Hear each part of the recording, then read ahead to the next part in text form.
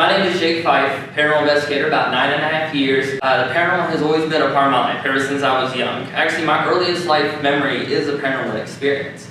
I remember when I was very young, very young, about 3 or 4 years old, I could see shadow people going in and out of the hallway in front of me. And for some reason, that image has always stuck out in my mind, just looking down the corridor and just seeing, 2 or 3 figures just standing there, not really looking like they saw me, but just interacting with my environment. And ever since then, it raised questions. And about the age of 5 is when, I took borrowed nicely, my uncle's camcorder, and I started going around pretending I was looking for ghosts. And so I've always technically been an investigator all my life. It's just something that's always been a part of me. But it wasn't until about age 9, we lived in this place in southern West Virginia. It's a really creepy place because, it's up on a ridge, woods surrounding us. Closest neighbor was about a mile away, but it had a very old history with paranormal activity. And I remember we were about to move. And I was sitting on the porch playing with my dogs, and up on the ridge they were building a water tank. And there was this figure, 2 figures that walked out about like this, and stood almost like a warrior. It looked like a Native American warrior. He looked like he had a staff or a spear of some kind. It was freaky to me being 9 years old, not fully into this field yet. And the person that was next to him was a little bit short, I'd say maybe a teen, something like that. And my dogs just completely freaked out. I had never seen my dogs do that before. These were very gentle, fun-loving dogs that turned into Cujo, basically, and they took off running up the mountain towards this thing. It took one look at them, look at me. Even though this was about 50, 60 yards away, I could feel its eyes directly looking at mine. And it just stepped back behind the water tank. And meanwhile, 9-year-old me is just standing there dumbfounded, mouth hanging open, collecting flies. And I'm waiting for this thing to go out the other side. I wait. It never does. So that was when I decided finally, I have to know what this is. And so I started asking my dad, who had been an investigator since about the mid-90s, what am I experiencing? What has always been a part of my life I've just never fully recognized. And so that's kind of how this journey began. Now, before we get fully into everything, the title of this lecture, as you can tell from the giant letters on the board, is Opening Yourself Up to Spirit Communication. That was the very first thing that I learned as a paranormal investigator, because there is a doorway between our world and the spirit world. The way I like to think of it, almost like that door there. You can open that door, you can close the door. Naturally, when that door is closed, no one can walk in or out. But when the door is open, anyone can come interact. Same thing as if that door were to be cracked. Some things can get in, some things can and can't get out. So that's how my dad first explained it to me. He said, if that door is going to be open, you have to be, 1, aware of it at all times, always being in control and aware of your environment. And 2, you have to know when to close the door and how to close the door. So, type spirits was also the very first thing I learned, aside from opening yourself up to spirit communication. And these two actually go hand in hand. I'll explain here in a second, but residual. Can't interact, replay the events. Basically, think of it, I believe it is the stone tape theory that says certain surfaces, certain objects can retain memories, energy in them. I believe it was a scientific report that said that energy and memories are energy. So, certain weather conditions can actually cause certain things to happen. There was actually an experiment done in England, I believe it was the late 1800s, where a certain time of day, certain time of year, this bell would ring.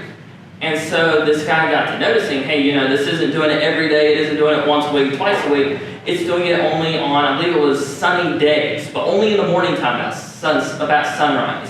So he started cataloging all the weather patterns whenever the bell would ring. And he discovered that it was the same exact every time the bell would ring. So that's what really started residual activity.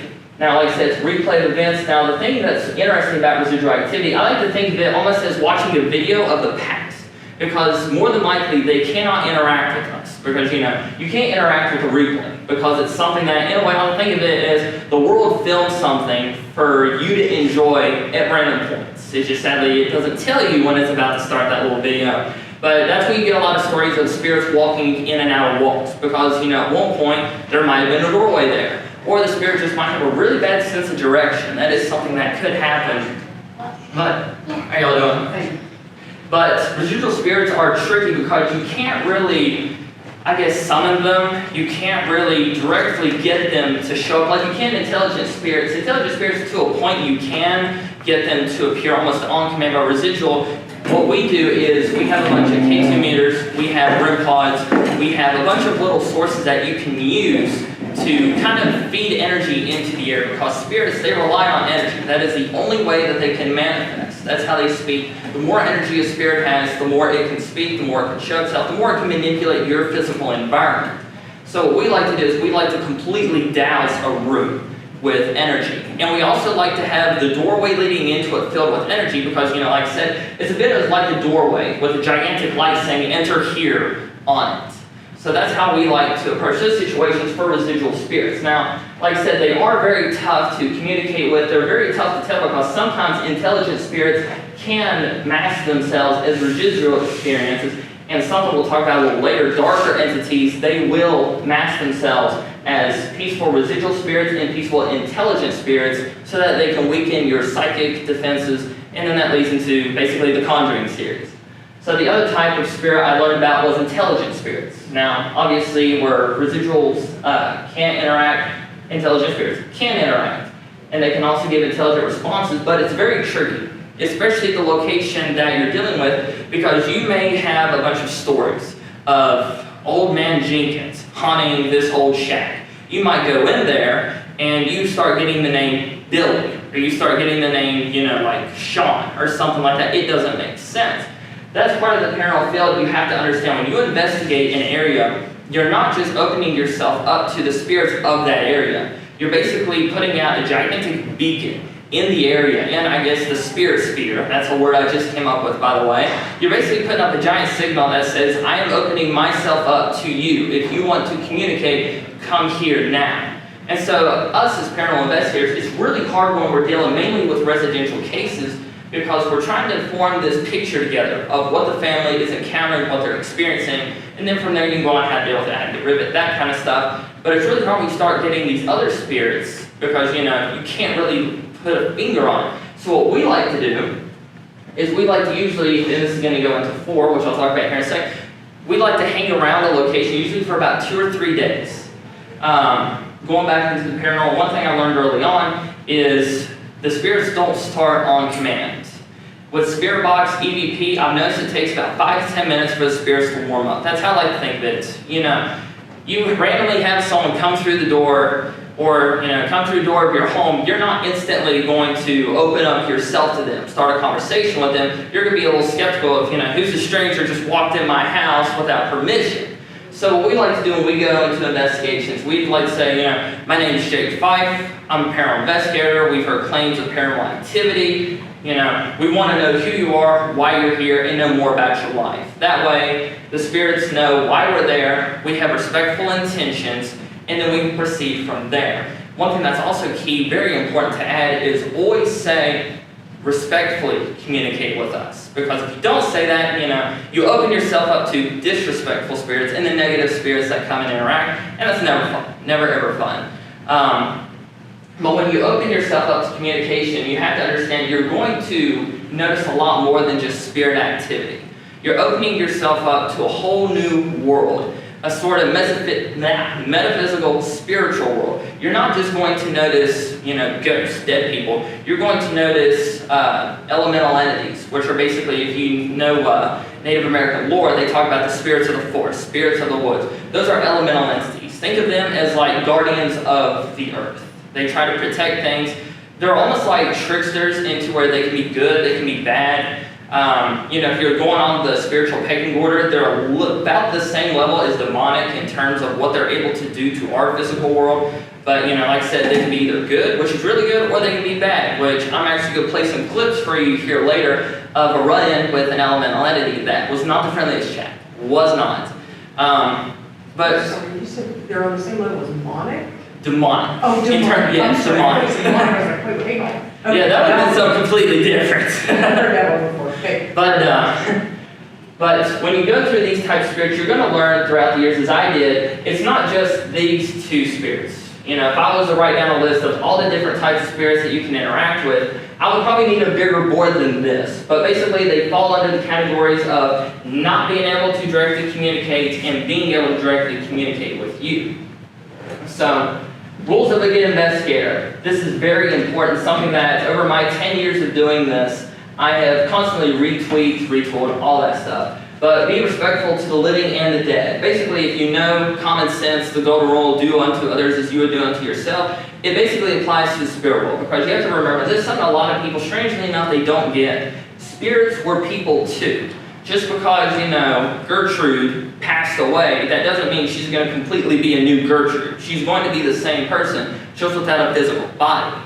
So, keep that in mind. And something that I've noticed is when you are more respectful to the spirits, they tend to actually communicate with you more. And that's something that's very important. And of course, with spirit communication, is you want as much spirit communication as possible, and you want them to be as respectful as possible. For those of you just joining, thank you all for coming in. Know why you're in the field. This is actually one a lot of people don't talk about, but it's very important. I came into the paranormal field because I had questions. I still have questions this day. 10 years of doing this, I've answered maybe 2 out of the hundreds of questions I have. There are some people that get into this field because they want, to answer these questions. They have questions of their own. There are some people that get into this field for the thrill of it. Because, I will admit, being on investigation when stuff starts happening, it's very thrilling.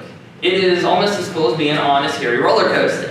And then there are some people that they have a very skeptical approach to it, and they go to haunted locations, and they just want to try and debunk everything, which is perfectly fine. It's very important to be a healthy skeptic, but there's a fine line with being a healthy skeptic and then being straight up disrespectful. You have to be aware of that line and how close you are to it. So, if you want to be a paranormal investigator, which I believe there is a difference between paranormal investigator and a ghost hunter. A ghost hunter I see is more of a thrill seeker. A paranormal investigator, I like to think of it as, you're actually investigating, in a way, scientifically and spiritually, the paranormal field.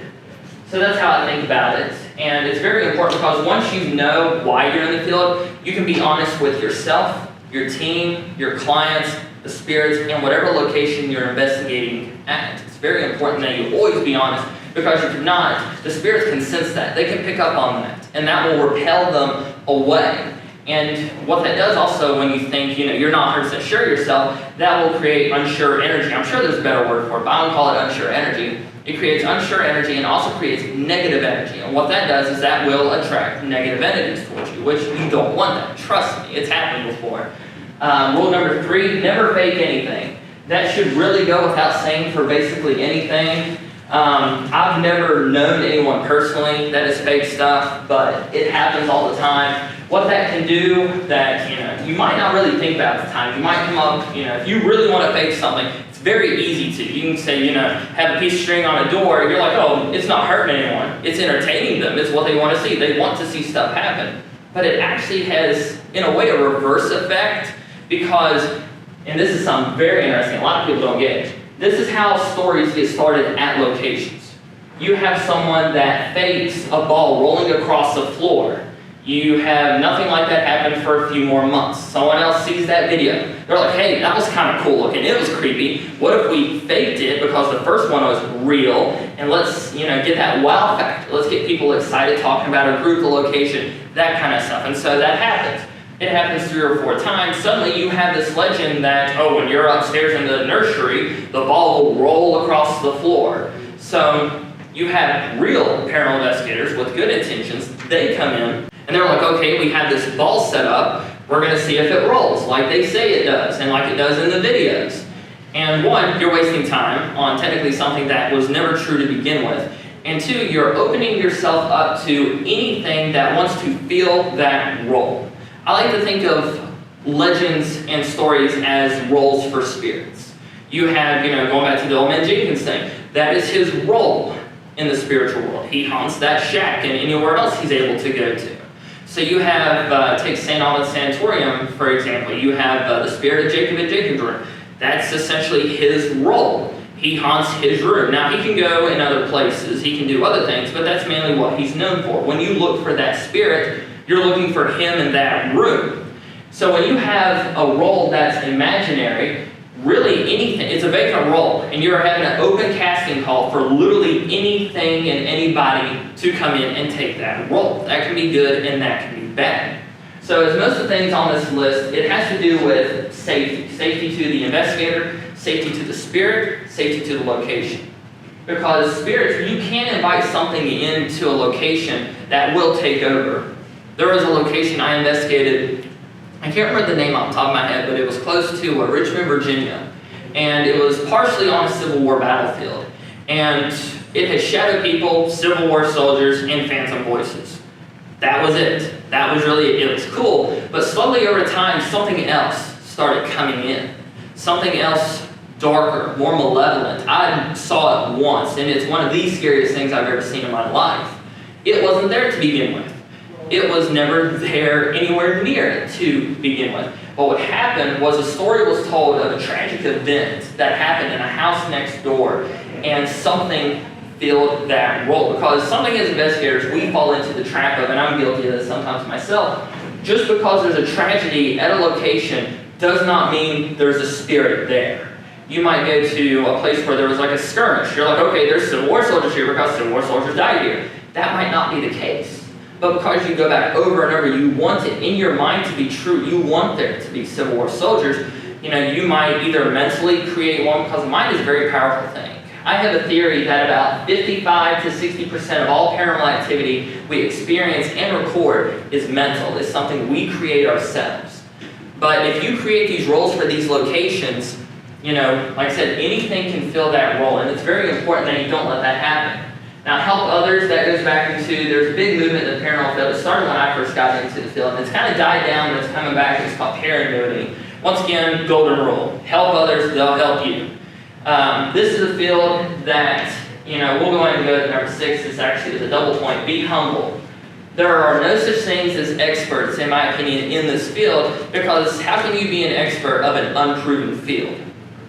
There is that chance that in all of this, that we are talking to thin air. There is that possibility. There's a possibility that it's a government experiment. They're trying to, program people's minds. They're trying to project their own sound. Or, it might be like a gas. It could be anything. We could be dealing with aliens. We could be dealing with interdimensional entities. So when it comes to the paranormal field, we do not, under any circumstances, know what we're dealing with. Pretty much the entire time. You can get a good estimate judging by the energy, because each little entity, whether it's good, bad, in the middle, it will have a distinct energy. So you can tell kind of what camp it falls under, but you will never truly know what it is, aside from residual, which I'm kind of on the fence about calling residual spirits true paranormal activity, because, when I think of paranormal activity, I think of, the living dead almost, creatures, UFOs, that you can, in a sense, interact with. Even if it's, you see Sasquatch in the woods, he either runs towards you and tries to kill you or runs away, that's still an interaction.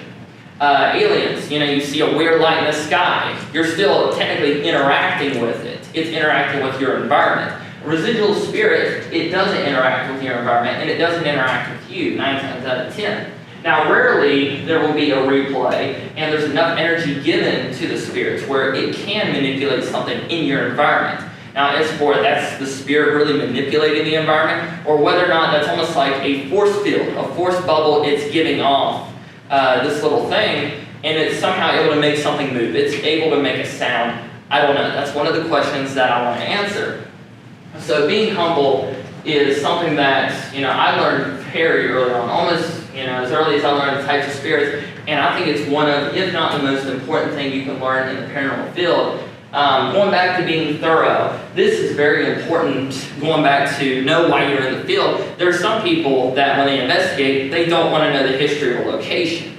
I fall into the camp of, I want to know everything plus extra about the location.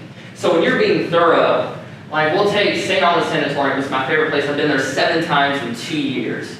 I looked at every blueprint that's ever existed of the building. I looked at settler road maps dating back to the mid-1700s. I looked at all the skirmishes in the area. I looked at the history of the guy who built the place, the guy who turned it into a sanatorium. I tried to find out the name of all the doctors, the ones who did the electroshock, the hydrotherapy, allegedly eugenics.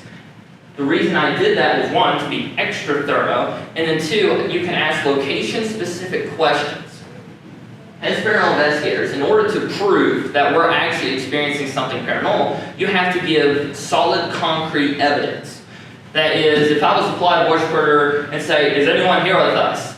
If a voice says Ted, that's someone's name, but it's not really responding necessarily to the question. But if it was to say yes, that's an intelligent response. that is the holy grail of what you want in the paranormal field. So when you go to a battlefield, you're going to ask questions about the battle. You're going to ask questions about the military. When you go to a cemetery, you might ask questions about the environment around them, the tombstone. See if they can actually see us, hear us, and see the tombstones around them. Going back to the sanatorium thing, they can see their environment. And it's cool for me, where I'm a historian, you can piece together the history of a place, judging from, the activity you get.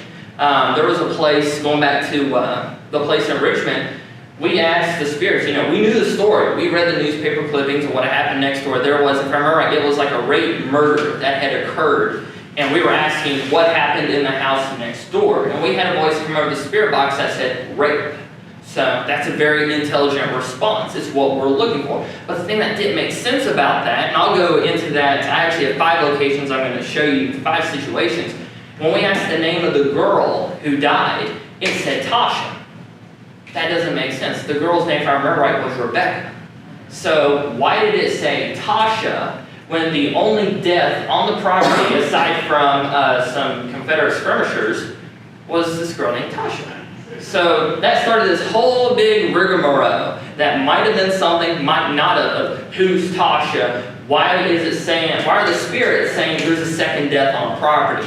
And that led to a fun little rabbit hole. The next 3 weeks, I literally was glued to this computer looking at every possible record within a 5-mile radius. I never found anything of another death on the property, because the place there was a cabin that was built shortly after the Civil War, and I was like, okay, maybe someone died there. The house is here, the house where the murder occurred was here. It was somewhere about through here was the cabin. So I'm like, okay, maybe someone died here, we don't know about it. No. Could not find anything. I looked up, I believe it's findagrave.com, nothing in the local cemeteries. So that's the fun thing for me about the paranormal field is, sometimes the spirits, they will throw you a curveball. Sometimes they do that because there actually is something to it. Sometimes they do it literally just to screw with you. Because, like I said earlier, as you are in life, you will be in death. So if you're a practical joker, if you're a prankster, you like to screw with people, you're going to do that in death. You're going to be a practical joker. There's a spirit in the house I currently live in now who, when I place certain objects down, I have to say, leave this here. And, it's not just me reminding myself mentally. I'm actually saying that because when we first moved there, I would set down my wallet, I would set down a cup, and it would be here next to, like my stereo or my turntable, and it would be across the room on top of my dresser, just randomly. Now, why would I have a large glass of lemonade on top of a dresser next to all my clothes and electronics? And so that's when I started learning, you do have to set ground rules with the spirits. And that's something, towards the middle of my training, I'd say about year 3, I started learning, figuring out, is you can, in a sense, control what happens on an investigation. It goes back into the whole, you allow certain spirits to come through, you allow them to come out. Think of it almost as like a bouncer at a club. You can say, okay, you can come in, you can't come in, you stay out. Or if some, spirits being rowdy, you can't actually get them to leave. It's very tricky to do that, but you have to be very strong mentally, because spirits, even if it's a regular human entity, they will try to get inside your mind. It's not only poltergeists and evil spirits that can possess you. You can be possessed by, the spirit of, like your great aunt or something like that. Any spirit has that potential. Going into the Ouija boards, that is something that happens. You experience partial possession. You have your hands on the planchette. You're asking it to manipulate the physical space and move the planchette to the letter it desires. Now, most people, they're not very specific. So, they're sitting around, hand on planchette, make the planchette move. And then they're sitting there, in their mind, they're like, it's going to move, I want it to move, it's going to move. You're creating this frantic energy in your mind. And so, like I said, when you create this energy, think of it as almost like a giant force field around you. I know I keep using the force field a lot, but it's the closest thing I can come to describing it. So the spirit might use its energy to move the planchette, but most of the time, it's going to use this channel where there's energy, and it's going to use your hand to move it. So sometimes, you'll be doing a Ouija board with somebody, you'll see their hand move. That could be them faking it. 9 times out of 10 it is. But there is that, one time out of 10 where a spirit is manipulating them to, move it for them. Now, typically what will happen during the Ouija board analogy is they will, in a weird way, stick to your hands. Kind of like, odd reference to Evil Dead Bruce Campbell when he had to cut his hand off with a chainsaw because it was only attached to his hand. It couldn't go up further. When I use a Ouija board, I like to completely have my hand off the planchette because if the Ouija board is truly as legit as it says it is, then the spirit should be able to move the planchette, using their own energy. They shouldn't have to use your energy. Because I don't trust spirits, to begin with, to manipulate my body. Good case in point about that. This was on a Facebook live stream about 2 years ago. We were doing a spirit box session. And this was in my house, in the dining room. We are just sitting there, it's my dad and I. And I had my hand on the voice recorder because for some reason our table kept shaking. And I can't remember if it was because there was a train going by or something, but whenever it shook, it would make the recorder go boom, boom, boom, boom, boom, boom, boom, boom. So when I went back and listened to the voice recorder, all I'd hear is anyone here with us? Boom, boom, boom, boom, boom, boom, boom, boom, boom, boom, boom. Are you here? Boom, boom, boom, boom. And it annoyed me. It almost made me want to, check the recorder outside. So I'm sitting there and I'm holding it, and I start feeling like this tingly energy around my hand. And, you can tell when a spirit is around you or even touching you because it feels like you have cobwebs on you. That's the closest thing I can think of to describing it. And I felt like my hand, because I'm sitting there, like this, I can feel like there's a whole thing of cobwebs on my hand with the voice recorder. And I could feel it was almost like a weird cold sensation going up my arm.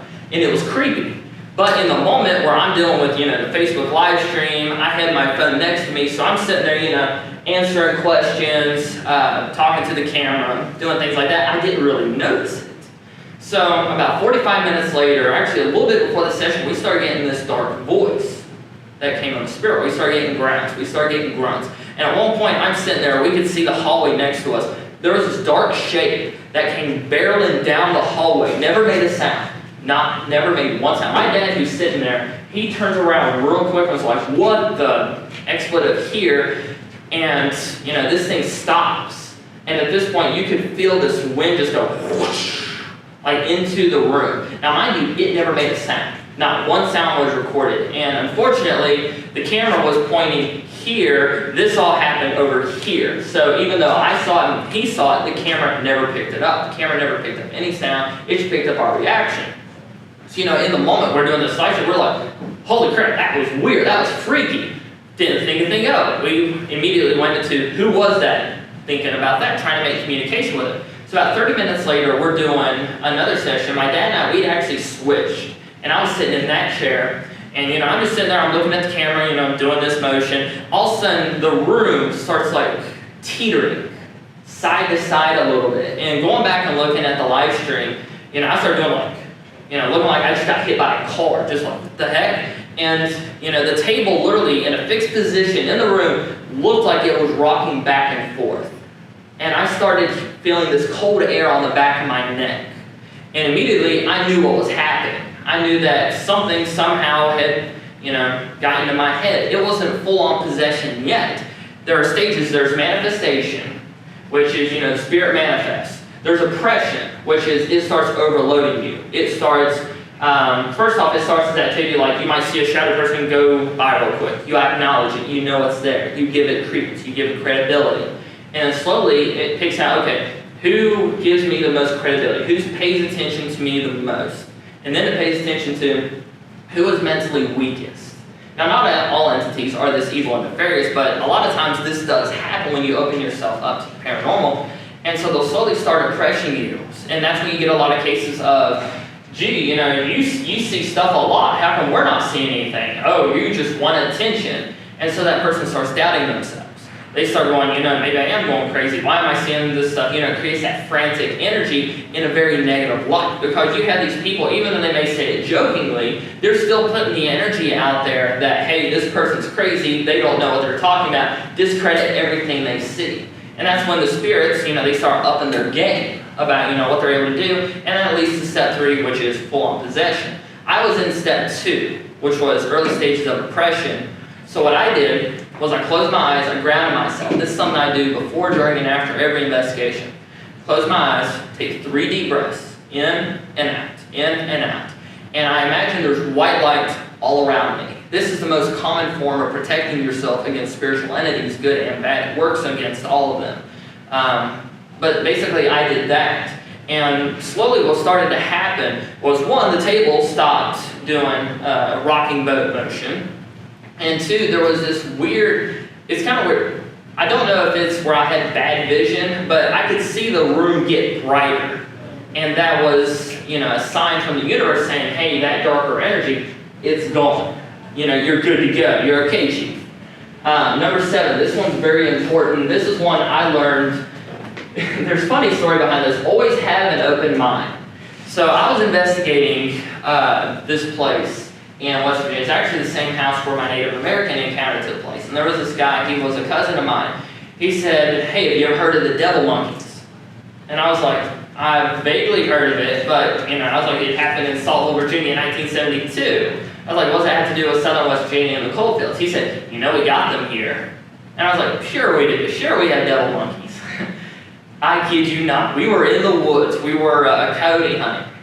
And there was something in the tree. It looked like it was swinging on a branch. Just one thing, quick. It did like a this motion, and then it just vanished. And I was sitting there, I was like, holy crap. And so I was starting to think, I was like, okay, this area is very intense in spiritual energy. So could it have, manifested that joke thought that for some reason was still in my mind, just to make me think I was going insane? That's a possibility, but I know that in the woods in southern West Virginia, I saw what looked like a monkey swinging from a tree in southern West Virginia, which when you say it, it sounds crazy, but that's what really taught me literally anything can happen on a paranormal investigation. That's why when you hear these stories of like the Loveland frog, which is it's kind of funny, because of these 1960s, 1970s, these people reported a 6.5 foot tall frog near this pond. I believe it was a couple, they were on a date, and there's this frog literally standing here like this, and it was holding, I kid you not, a flower in its hand on the side of the road like this, just looking at them. So they, run to the sheriff, because it's 1970s, you can't just pull out a cell phone and call them. The sheriff runs out, he thinks they're insane, like any person would. He finds what looks like large frog prints in the ground, exactly where they said it was. So, as for whether or not there was actually a 6 foot tall frog, we don't know, but something made those tracks. Something freaked those teenagers out. So, you have to always keep your open mind. There's this legend in St. Albans Sanatorium. It's the Bloody Muffin Man. About 4 years ago, they had a haunted house event. And when they told me this story, I literally laughed. I thought they were kidding. They said that this girl dressed up as the Muffin Man, like the class from the storybooks, only she had like blood on her, she had cool special effects to make it look creepy. Because, taking an innocent storytime creature and making it, evil, that is always creepy to me. So they're sitting there, they're telling me the story, all serious, like they're describing a traumatic event. They said, yeah, and people started seeing it, and it would chase them, it would attack them. So I'm like, I'm like, the Bloody Muffin Man is attacking people in an old sanatorium. Got it. So 2 nights later, I'm investigating it, May 13th, and I go down Muffin Man hallway, and I'm like, Muffin Man hallway? I saw a figure walk out of the doorway, turn to me, did like this hiss motion, and then take one step towards me, and in a weird way, it looked like it went back in itself. Did like a this, and then went back into the room. The weird thing was, it had like weird red overalls on. It had like a whitish face with blood on the side of it.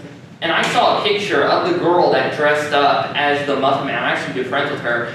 It matched her costume of that day. And I've talked to many of my friends. Guys, there's even a guy, I can't remember his name, he's on a TV show. And he told me that he saw something similar, only it was a bit more developed. He could actually see real features, and he described it as looking like the picture. So that taught me, 1, don't discount anything, and then 2, never trust anyone dressed as a Muffin Man. But these things here are very important. If you can understand and get all of these, then you're on a good start. Now, something I tell a lot of people, and I'll tell you all at the lecture, These are my opinions. Everything I've told you in terms of what I think spirits do, it's all my opinions based upon my investigations, my research. You know, you might do your investigation and be like, huh, that big kid was wrong about everything. You know, you might do one and say, you know, Jake was half right, he was half wrong though. That's the thing about the paranormal field, which is really interesting because, you know, you go into one location and certain people will have an experience about this, certain people will have an experience about that. So that goes back into my theory of how much of this are we creating mentally. There was an experiment done in Canada. It's my favorite paranormal experiment of all time. It's called the Philip experiment. And this group of parapsychologists, they had basically the same theory I did, which is where I got my theory from. But they said, you know, let's create this entity. Let's give him a fake backstory, a fake history, and let's see if we can communicate with him. So they created the story of this man named Philip, who lived downtown is like Toronto or Quebec, and he died when he was an old man. He worked at like a gas station. They gave him this full backstory, a wife, kids, family line, everything. So they're sitting around, these are the days of, you know, where they sit around, they have the candles lit doing a seance with a voice recorder. Nothing happened. Nothing happened. So they're saying like, you know, some of the people started believing this is never going to work, you know, our experiment's done, we're wasting time, we're wasting money. Some of the people, they started thinking, no, this is going to work, this has to work. Lo and behold, the next seance they hold, they made contact with a spirit named Philip that answered accurately every question that, you know, matched up to the backstory they had created for this character. Down to a T. Nothing was wrong. It was the same thing. They even, one guy had a description in his mind of what Philip looked like. And when the spirit was describing itself, it matched it perfectly. Even though the guy had never said it, it somehow matched it. So, something that's big with paranormal is you have to know, literally, when it's time to get stuff, you know. And that was a fun experiment I tried when I was young. When I started that, for some reason my laptop was starting off on its own. But, darn spirits. There was this experiment I ran one time. When I first started in the field, I used my dad's cassette recorder because, you know, that was all I had, and I was too cheap to buy a cheap voice recorder at the dollar store. So, you know, it's the old kind. It was like big, it's like this big, this wide. You had to take the cassette tapes, you load it into it, rewind it all the way, you plug in the microphone, switch on the knob. You know, you have to speak into it like an old-timey radio announcer because that's what you do with vintage equipment. And one thing I noticed with a piece of equipment is there was like a static noise, like a hiss that was in the background the entire time. I didn't understand, you know, being 10 years old, what that sound was or why it was always there. I just knew I wanted it gone. So after a while, I do finally get, it was actually for Christmas, I got a voice recorder. I noticed that sound wasn't there. But I wasn't getting as many voices as I was getting on the cassette recorder. And so, you know, that confused me. Even though I have better equipment with a better microphone, why am I getting more responses with the old tech versus the new tech? So that's when I was introduced to the Spirit Box. The Spirit Box, I love the tool so much. You have to be careful when you use it because basically you scan the radio waves really fast and it generates white noise. White noise is you're going to hear in these recordings. One, it's very annoying. Your ears do get used to it, but for the first little bit, it is the most annoying thing in the world.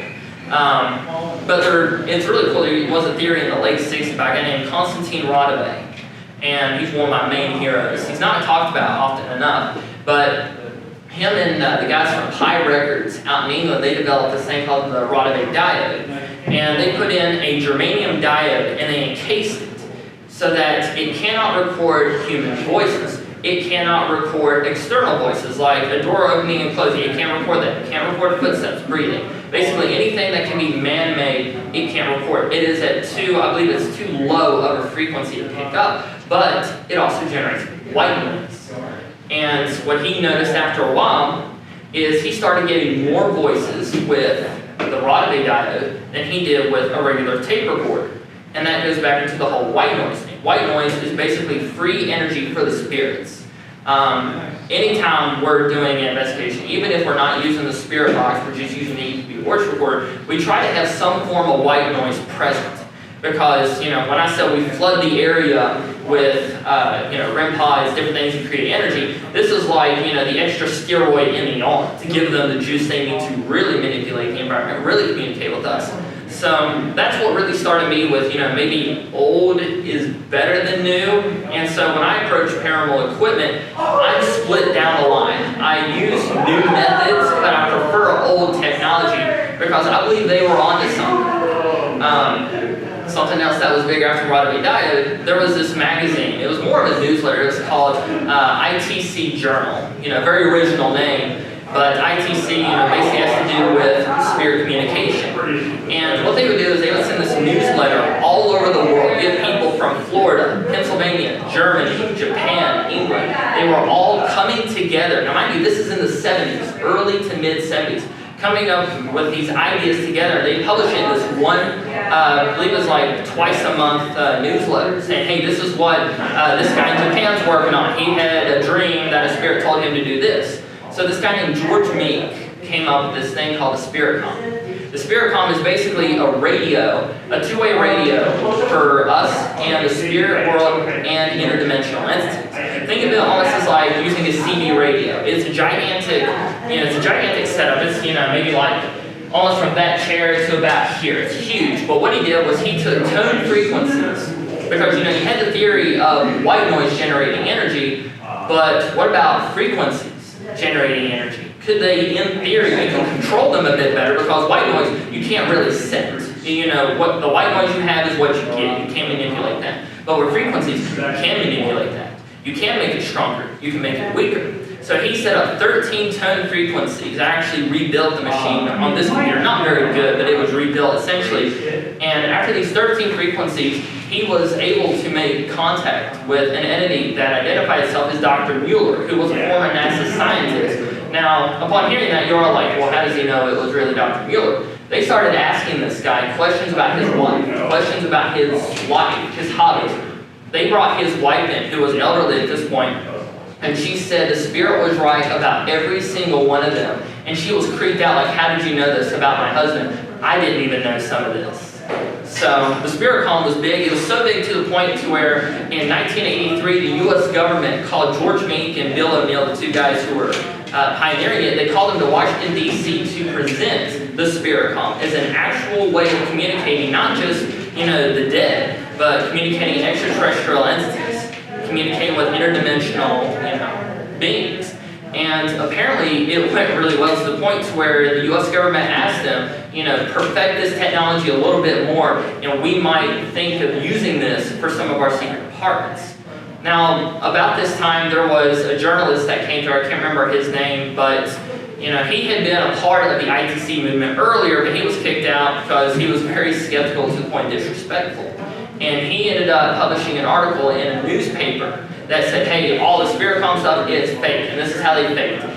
Now, there is a little truth because basically the side effect of Spiritcom was it created like a larynx, a voice box. So if you weren't careful, you could hear your own voice through the frequencies, but kind of like the spirit box, you train your ears to hear what's a spirit voice and what's a radio voice. Kind of like George Meek and Bill O'Neill. They train their ears to pick out spirit voices from their own voices. But unfortunately for the skeptics, that wasn't good enough. And then a movie came out called White Noise. And the movie, weirdly enough, had a big effect on the ITC movement in the 80s. And it slowly went away from, hey, its frequencies are nothing when dealing with spirits, to, hey, it's white noise or nothing. And that's what led to the birth of the spirit box revolution we have now, the skull experiments. So what I've tried to do with my research, I tried to go back to the late 60s through about the early 80s when they were mainly playing with frequencies. I have used the Spiritcom that I rebuilt one time on an investigation. And it did not work. But one thing that did happen was we started seeing more out of the corners of our eyes. We started, I believe at one point we had like a door that moved a little bit, which could have been the wind, but it only happened when I turned on my Spiritcom, which because it's not full-on Spiritcom, I call it the Fifecom. Very original name, I know. But my theory is that the energy generated by the frequency device is better than white noise, even if it is using an app, which is basically what I use. It's not a full-on frequency device. But unfortunately, we tried it at another location, and the people were like, what is that? That's annoying to our ears. Turn that off now, because if you think Spirit Box is bad, oh no, the Spiritcom is a lot worse. And Something else I know I've talked a lot about in energy work, when you create these frequencies, think of them as energy highways. There are certain frequencies that do elicit certain mental responses. I can't remember what it is, but there's a frequency, I think it's like 1500 hertz, but it's called the angel frequency. And the reason they call it the angel frequency is because allegedly it opens your mind to communicating with higher entities, higher being, angelic, good entities. There's another one that's known as the millionaire frequency, which, allegedly opens your mind up to making money. There's different frequencies. Which one's that? The millionaire frequency. I Yeah, unfortunately, I haven't tried it yet. But, the point is, certain frequencies have certain responses to the brain. So, going back to what I was saying earlier about how much of this are we mentally creating, how much, of this spirit communication are the frequencies, putting these ideas in our heads of, hey, there's a spirit that's trying to make contact, but only if you think it. So that's a very tough thing that you run into with the paranormal field, but what I'm going to show you now is 5 locations I investigated, 5 very different locations. Actually, 2 of them is St. Albans under different circumstances. The reason I'm going to show it to you is because it's very important to get this. Now, hopefully, this doesn't kill your all's eardrums. It didn't kill mine earlier. But this is the location I was telling you about earlier. This is, I'm trying to remember, it's close to Richmond. It's a very active location. It shocked us because, like I said, we went to this place knowing, hey, there's shadow people. You might hear some voices. So we went in with our minds saying, this is all we might experience. And it wasn't until about 20 minutes in we felt the energy of the place. And they started telling us some of the darker stories of the environment that we opened our minds up. And then we had this stuff happen. So we're sitting here in this room. This was the back room close to where, because houses here, it's on at least the Battle of Bethesda Church, which was part of the Cold Harbor campaign in 1864, one of the bloodiest campaigns of the Civil War. The building sits here. There was a Confederate artillery position here, but close to the house, there's a wood line. In the wood line, there was a skirmish between Union and Confederate skirmishers, and it is said that, I believe if I remember right, like 23 people died within 100 yards of the building. And still to this day, around the house, they are finding Civil War bullets that have the energy soaked up from that day. So, first one is when we thought everything was fine. Like I said, hopefully this won't kill y'all's eardrums. Apologies in advance.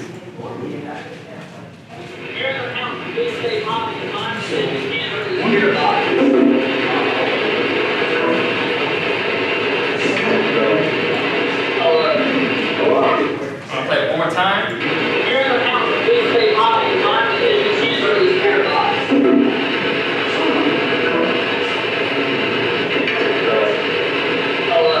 So at this point, we knew that there was a male spirit in the area with us.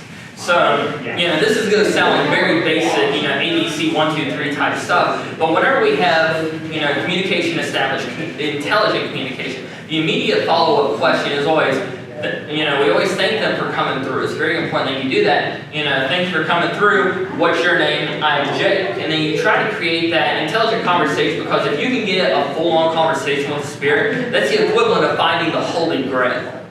In my time, I've done a few hundred investigations. I've only had a real conversation that lasted more than maybe, a minute twice. Only twice. It's only happened. Next response is the one I was telling you about earlier.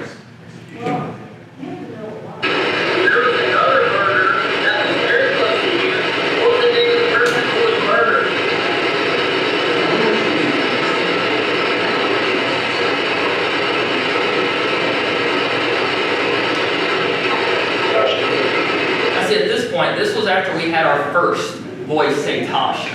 And so we were trying to piece together what had happened, and we figured out, we contacted the owners at midnight, hey, this voice is saying there was a person murdered here named Tasha. And they're like, nope. They're like, that didn't happen. So we tried to see how far the spirits would take this. Whether it was just a one-off joke or if they would actually stick to that. As you heard from that response, to me it sounded like it said Tasha. But, it seemed like there was something else that happened at that house, which still to this day, they have not found anything about a girl named Tasha passing away there. Now, about this time, stuff starts taking a turn for the worst. We started going through with this whole Tasha thing, which the theory that I believe my dad came up with was, what if it didn't happen here, but it happened next door? And so we opened up our, I guess, sphere of communication up to the spirits over there. Now at this point, we knew of the negative creature that was over there, where we thought it was, just like a little story. That's when, we bit off a bit more than we can chew. This was recorded about 2 minutes after the one I just played you. Bring it out of your office. You can hear, it's very quick, very short, but it's a sound that sounds like a grunt. Now when you hear that, that is not the sound of a radio. When you go through the spirit box, this is scanning at 100 milliseconds a second. But, you have to think of all the radio DJs in this area. Now for one, we weren't getting a lot of radio feedback because, even it was on 360 highway, it was still kind of out in the middle of nowhere. We were getting some bleed through every once in a while. Mainly we made a note is about between 91.3 and about 98.7 we were getting the most feedback. I bet you anything, I'd be willing to bet all my money that there was not one radio DJ that was going on the airwaves. I don't think that they would have done that. So at this point, we're like, okay, what's going on here? We start feeling the energy change. And it's weird when this happens. It happens sometimes with good entities, but it mainly happens with neutral and bad. Think of it almost as seeing like rain fall in the room. So we started seeing like this darker white noise, like white noise static on the TV. You could see it like fall into the ground. Now some people, they'll, their hairs will stand up, they'll get a chill up their spine. For me and my dad, we see like this energy thing rain down. And that's when we knew we were dealing with something else. So we started asking whoever, the bad entity that was in there, if it could make its presence known, and that's when it did this. It's very hard to hear, but it's quick. To me, when I heard it, we thought it was a voice at first, but upon slowing it down and cleaning it up, it sounds like another grunt. Now at this point, I'm in one room, and my dad is in another room when this happens. And I yell, "Hey Dad, guess what just happened?" And he runs back, and it was like all the energy was sucked out of this room. And so we're like, oh, you start getting almost like you're going up a roller coaster, you're about to go over the drop. You're like, oh boy, here it comes, here it comes. We could feel the floodgates opening, something's going to happen. And then, nothing. Nothing happened for I think it was like 45 minutes, we had nothing happen. So we're sitting there and we're confused as to what's going on, and to kind of clear our energy, clear the air, because we were under the mindset, okay, we might be dealing with something negative, so we were mentally prepared for negative spirits. So we decided to take a break, go outside into the truck, have a quick snack, clear our minds. Basically set it back to neutral, set it to level, and reapproach the situation. So we come back in, and immediately within about a minute of turning on Spirit Box, we get this. This weird voice, it doesn't respond to anything. There was no question.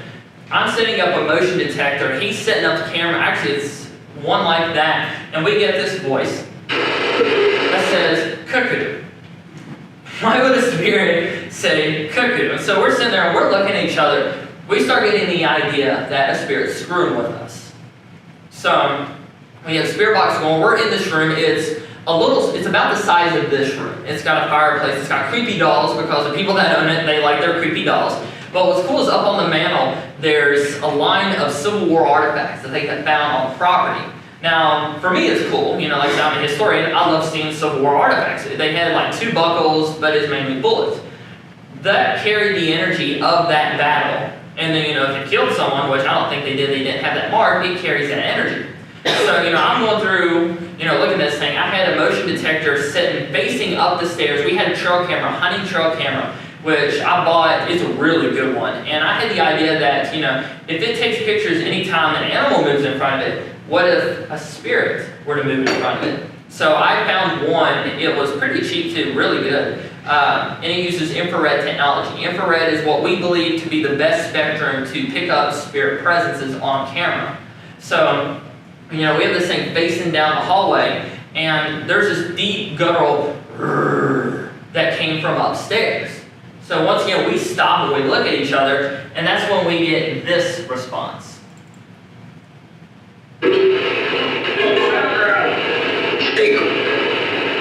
So we asked, who's growling? And it says, my name.